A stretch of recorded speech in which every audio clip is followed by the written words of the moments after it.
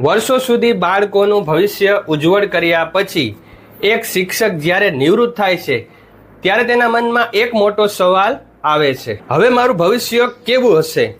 મને નિવૃત્તિ પર કઈ કઈ રકમો મળશે અને મારું ઘર કેવી રીતે ચાલશે? તાજેતરમાં જ એક શિક્ષક ભાઈએ મને ઈમેલ કરીને આ જ પ્રશ્ન પૂછ્યો હતો.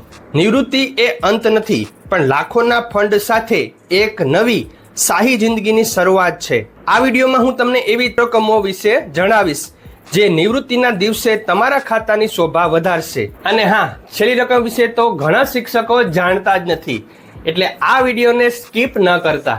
ચાલો શરૂઆત કરીએ સૌથી પહેલી અને મોટી રકમથી, જેને આપણે કહીએ છીએ ગ્રેચ્યુટી. તમે જે નિષ્ઠાપૂર્વક નોકરી કરી છે, આ તેનું સરકારી સન્માન છે. નિયમ મુજબ તમે જેટલા વર્ષ સેવા આપી છે અને તમારો જે છેલ્લો બેઝિક પગાર વત્તા મોંઘવારી ભથ્થું છે એટલે કે ડીએ, તેના આધારે આ રકમ નક્કી થાય છે. ગ્રેચ્યુટીની ગણતરી કેવી રીતે થશે તેને લઈને મેં ઓલરેડી વિડીયો બનાવી દીધો છે, જેમાં મેં ગણતરી કરીને સમજાવ્યું છે કે ગ્રેચ્યુટી મળવાપાત્ર આખરે કેટલી થાય છે અને તેની ગણતરી. તેને લઈને વિડીયો અહીંયા તમને આઈ બટન પર મળી જશે અને નીચે ડિસ્ક્રિપ્શનમાં લિંક આપી દઈશ, ત્યાંથી પણ તમે જોઈ શકશો અને છેલ્લે એન્ડ સ્ક્રીનમાં પણ મળી જશે. તેના આધારે આ રકમ નક્કી થાય છે.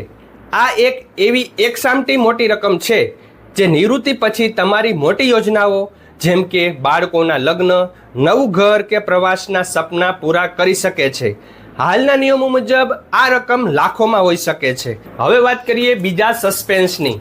નોકરી દરમિયાન તમે જે કમાણી કરી તે તો ઠીક, પણ તમે જે રજાઓ બચાવી છે ને, હા, તમારી વણ વપરાયેલી હક રજાઓ, એ રજાઓ ક્યારેય એળે નથી જતી. સરકારશ્રી નિવૃત્તિના સમયે આ બચેલી રજાઓનું રોકડમાં રૂપાંતર કરીને તમને આપે છે, જેને લીવ એન્કેશમેન્ટ કહેવાય છે. મહત્તમ 300 દિવસની રજાઓનું રોકડું વળતર તમારા છેલ્લા પગારના આધારે સીધું તમારા બેંક ખાતામાં જમા થાય છે. આ સિવાય પેન્શન કમ્યુટેશન એટલે કે તમારા પેન્શનનો એક ભાગ તમે એડવાન્સમાં એક સામટો લઈ શકો છો. વિચારો, નિવૃત્તિના પહેલા જ મહિને આ બધી રકમો ભેગી થાય ત્યારે એક મોટું આર્થિક પીઠબળ તૈયાર થઈ જાય છે. હવે આપણે વાત કરીએ એ પોઈન્ટ પર જે ઘણા લોકો ભૂલી જાય છે, જૂથ વીમો એટલે કે ગ્રુપ ઇન્સ્યોરન્સ, GIS. નોકરી દરમિયાન દર મહિને તમારા પગારમાંથી જે જૂથ વીમાના નાના નાના હપ્તા કપાતા હતા ને, એ કોઈ ખર્ચ નહોતો, પણ તમારી ગુપ્ત બચત હતી. નિવૃત્તિના સમયે આ જૂથ વીમાની પૂરેપૂરી રકમ સરકારી વ્યાજ અને બોનસ સાથે તમને એક સામટી પરત મળે છે. એટલે કે નિવૃત્તિના દિવસે આ ફંડ તમારા ખાતામાં વધુ એક મોટો આર્થિક ઉમેરો કરે છે. હવે વાત કરીએ સૌથી મહત્વના અને લાઇફલાઇન સમાન પોઈન્ટની, દર મહિને મળતું પેન્શન. ઘણા કર્મચારીઓ NPS એટલે કે નેશનલ પેન્શન સિસ્ટમ હેઠળ છે. તેમાં નિવૃત્તિ સમયે તમારા ફંડનો એક મોટો ભાગ તમને રોકડો મળે છે અને બાકીના ભાગમાંથી દર મહિને ગેરંટીડ પેન્શન શરૂ થાય છે.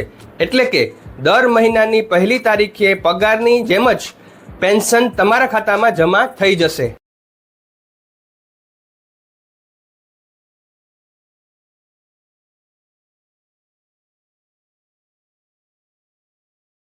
મિત્રો, આ નિવૃત્તિ એ તમારા જિંદગીની સેકન્ડ ઇનિંગ છે.